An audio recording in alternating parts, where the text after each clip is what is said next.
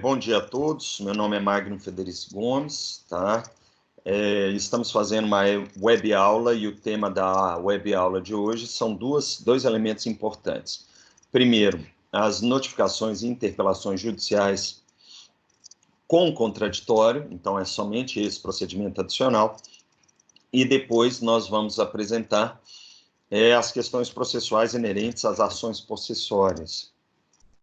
Somente as questões processuais, explicitando que o procedimento já foi ensinado anteriormente aos alunos.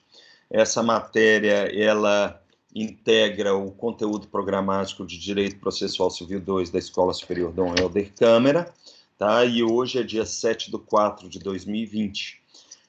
Então, como eu estava falando anteriormente, né, e nós estamos apresentando aqui o procedimento especial de jurisdição voluntária de notificações e interpelações, caso haja a necessidade contraditória, nós começamos explicitando que, em se tratando de notificações e interpelações, a regra geral é que não existe contraditório e ampla defesa dentro de notificações e interpelações.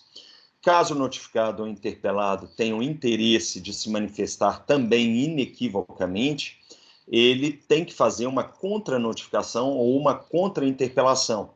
E aí ele passa a ser o autor do procedimento, o requerente do procedimento. E ele começa outro procedimento do zero.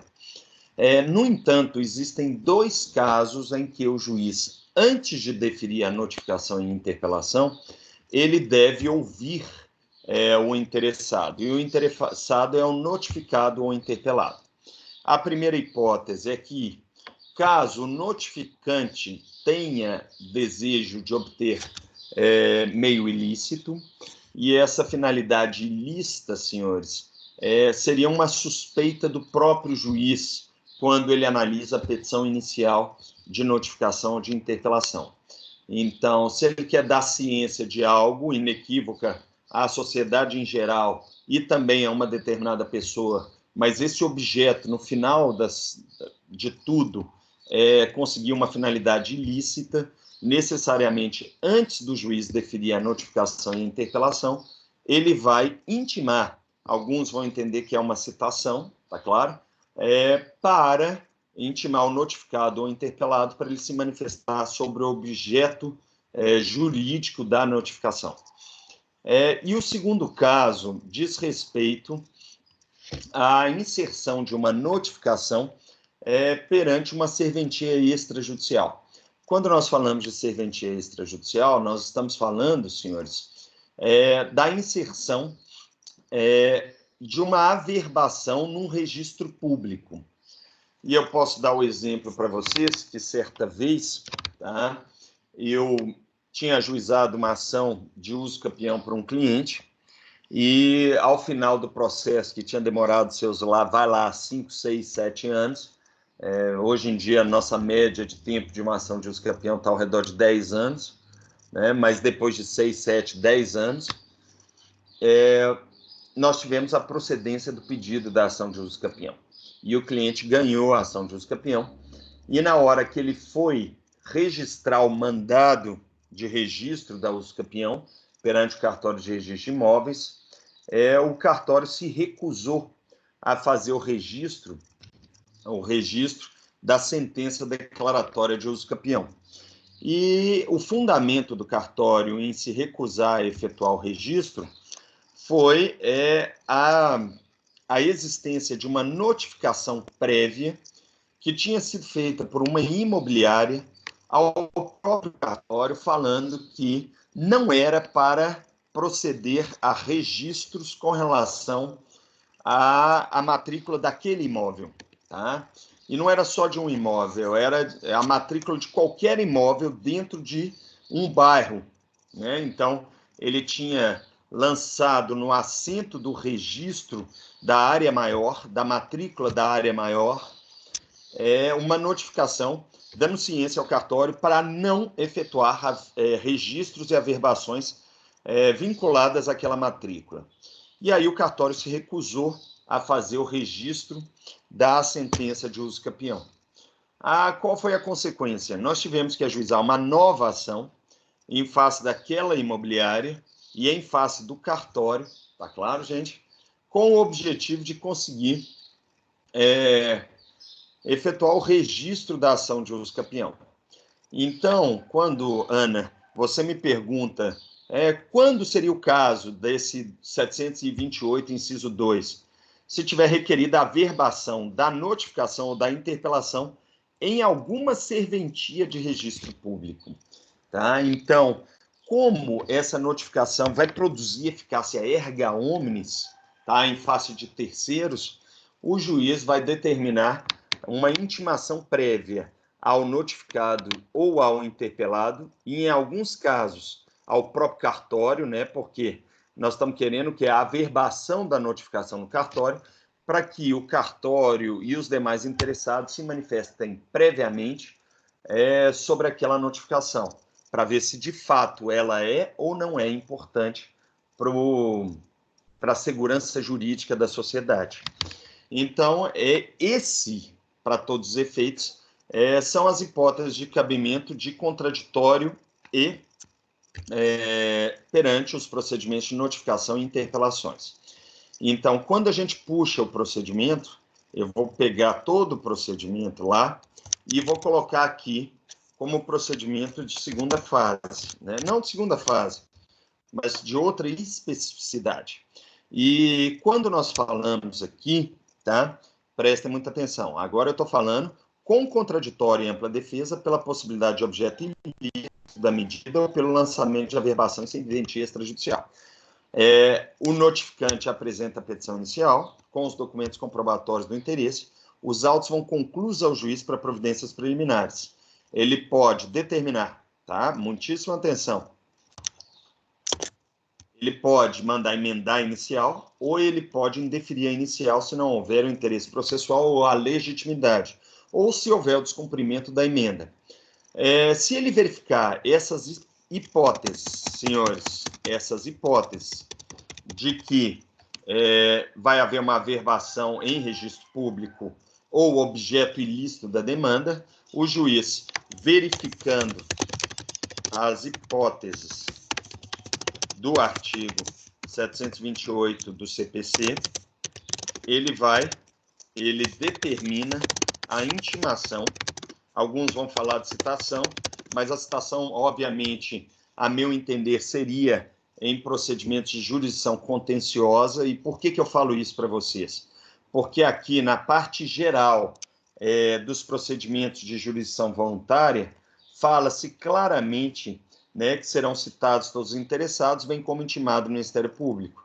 Né? Então, alguns vão falar de citação, outros vão falar de intimação. Né? Então, nós vamos colocar os dois elementos. Determina a citação / intimação do notificado ou do interpelado. Tá claro, senhores? E ele vai assignar esse prazo, tá, de 15 dias para resposta na forma do artigo 721. Então, artigo 721 do CPC. E aí, depois disso, o notificado / interpelado terá prazo de 15 dias úteis para contestar a medida, não é isso?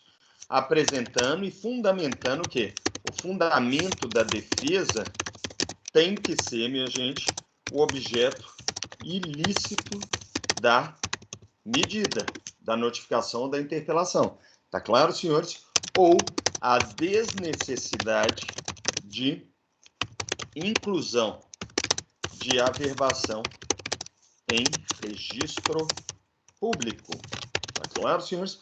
E essa vai ser o que nós chamamos de matéria de defesa limitada. Tá claro, gente?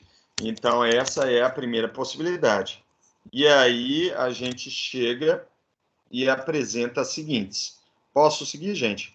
Depois que é apresentada essa matéria de defesa, o juiz tem que abrir vista ao autor notificante, ou seja, ao requerente. interpelante. Então, aqui eu vou chamá-los de requerente, tá claro?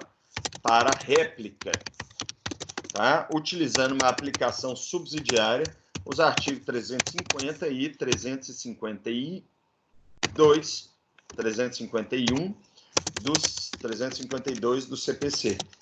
Então, eles necessariamente, o requerente vai ter a possibilidade de se manifestar sobre a contestação apresentada pela parte. Então, nós estamos falando aqui do artigo 350 e 351. Então, eu vou corrigir aqui, tá? E esse vai ser também no prazo de 15 dias úteis. Claro, gente? E uma vez apresentado isso aqui, os autos vão ser conclusos para o juiz. E o juiz vai proferir uma decisão. Vocês estão acompanhando, gente? E aí, muita atenção aqui. O juiz prefere decisão.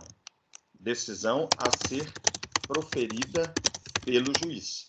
E o juiz vai ter duas possibilidades de decisão. Duas possibilidades. Primeira possibilidade, tá claro? Ele indefere, tá? Indefere a notificação / interpelação. E se ele indefere essa notificação ou interpelação, não é isso? O requerente notificante será prejudicado. Claro? Tá? E nesse caso ele profere uma sentença. Vocês estão acompanhando, senhores?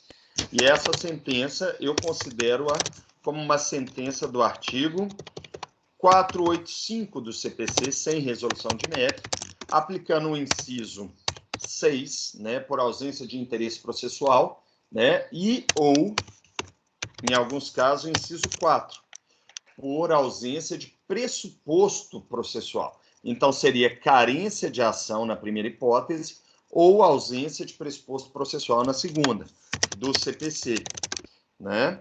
Então, se ele indefere a notificação, nós estamos diante de sentença, e havendo sentença, tá claro, senhores, o recurso cabível vai ser, a meu ver, apelação, tá? E essa apelação vai ser a apelação do artigo 485, parágrafo 7º do CPC, que autoriza juízo de retratação ao juiz. Tá bom, senhores? Seguindo. Ainda o que nós falamos? Nós falamos ainda que, em se tratando, né, dessas decisões, nós temos uma segunda hipótese, né? E essa segunda hipótese é a que o juiz defere a notificação ou interpelação, né? Então, quando ele defere a notificação ou a interpelação, tá? Quem vai ser prejudicado é o requerido, ou seja, o notificado ou o interpelado. Tá claro? Então, quando eles forem prejudicados por si só e se defere a notificação, o processo não vai acabar. E aí nós estamos diante de decisão interlocutória. Decisão interlocutória do artigo 203, parágrafo 2º do CPC. Claro, senhores? E aí o processo não acaba. O processo vai continuar. E como que ele vai continuar, senhores? Significa que o juiz vai determinar a notificação. Então, quando ele determina a notificação, tá claro, gente, ele vai expedir o mandado de notificação, interpelação ou protesto, vai ser encaminhado para a central de mandados, o oficial de justiça vai cumprir o mandado, tá? E vai juntar nos autos físicos ou eletrônicos. Não é isso, senhores? Se houver necessidade de expedição de edital, vai ser expedido o edital. E, finalmente, o juiz vai proferir a nossa sentença formal, né, que reconhece a entrega da tutela jurisdicional e o cumprimento do mandado de notificação ou interpelação. Tá, joia? Tá? Nesse caso, olha só quem apareceu aqui, gente. Eu vou mostrar para vocês meu filho Júnior. Vamos ver, ó. Deixa eu ver se ele aparece direito, ó. Esse menino é o gatinho do papai, tá? Vamos falar que ele não é bonitinho. Sim ou não? Não fala pra mamãe não. Tá. Pode deixar que eu não falo para a mamãe. Beijo. Tá? E aí, o que nós temos? Nós temos mais. Desculpa a interrupção, gente, mas sempre que ele aparece aqui é uma oportunidade que eu tenho para mostrar meu filho para vocês. Tá, já? 6 aninhos. Mas seguindo, vamos lá. Então, quando a gente tem essa decisão interlocutória que defere a notificação, aí é que o procedimento vai continuar. Ou seja, o procedimento continua e, ao continuar, senhores, significa que vai ter o procedimento da notificação normal, como se ela não tivesse contraditório. Deu para entender isso, senhores? Então, é essa questão específica. E antes de terminar o procedimento de notificação, aqui nós temos uma dúvida sobre qual recurso cabível. Qual recurso cabível dessa decisão que defere a notificação. Tá? E eu vou colocar aqui em vermelho para vocês. E essa dúvida é uma dúvida doutrinária. Tá? Na jurisprudência, eu nunca vi um caso de aplicação do artigo 728, né? Mas essa dúvida vai aparecer também na jurisprudência. Se não me falha a memória, o doutrinador Marinoni entende que cabe agravo de instrumento dessa decisão. E aí, a hipótese de cabimento do agravo de instrumento seria do artigo 1015, inciso 2 do CPC, que fala sobre decisão interlocutória sobre o mérito da causa. Então, essa é a primeira doutrina relacionada com qual recurso cabível nessa hipótese. Tá claro, senhores? A segunda doutrina é a doutrina do professor Teodoro Júnior. E o professor Teodoro Júnior, Humberto Teodoro Júnior, ele entende que essa decisão interlocutória não estaria arrolada no 1015 e, por não estar arrolada no 1015, seria passível de mandado de segurança. Mandado de segurança, a ser impetrado diretamente no tribunal. Quando ele fala de mandado de segurança, ele aplica, se não me falha a memória, o artigo 5º, acho que é inciso 2, da Lei 12.016, não é isso? De 2009, né? Que é a Lei do Mandado de Segurança, que fala que quando a decisão é irrecorrível, ou seja, não existe recurso cível dotado de efeito suspensivo, a parte pode impetrar o mandado de segurança como substituto processual. Eu vou até conferir aqui para vocês na lei, se abrir aqui, que é a Lei 12.016 de 2009, que é a Lei do Mandado de Segurança. Então, gente, quando a gente fala dessa lei, ela vai falar claramente sobre essa hipótese, né, de que não se considerar mandado de segurança quando se tratar de ato do qual caiba recurso administrativo ou de decisão judicial da qual caiba recurso com efeito suspensivo. Então, é exatamente o inciso 2, tá? Artigo 5º, inciso 2 do CPC. Tá bom, senhores? Inciso 2 da Lei 12.016. Então, o que eu apresento aqui para vocês é o procedimento especial de notificação, interpelações e protestos com contraditório. Né? Então, eu volto a falar para vocês que esse procedimento com contraditório é um procedimento excepcional. Ele é uma exceção. A regra geral é esse procedimento cima. Tá? Então, regra geral, sem contraditório e ampla defesa.